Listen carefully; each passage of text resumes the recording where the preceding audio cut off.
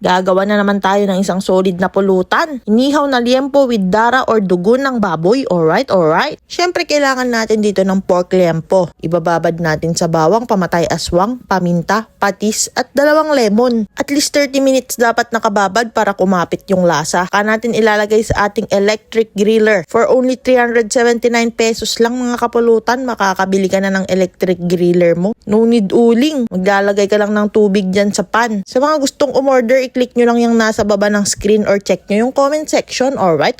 Sausawan naman, linuto natin yung dugo ng baboy, tinimplahan ng asin, paminta, suka, konting magic at optional na sugar. At sheesh, meron na tayong napakasarap na inihaw na liempo with dara ng baboy. Pasintabi pala sa mga kaibigan nating hindi kumakain ng dugo. Alright. At dahil solid ang pulutan natin ngayon, papartneran natin ng tanduay flavored mix daiquiri. Cheers para sa mga solid followers natin dyan. Isang napakasarap na pulutan na naman, wala na naman ako masabi kundi alright.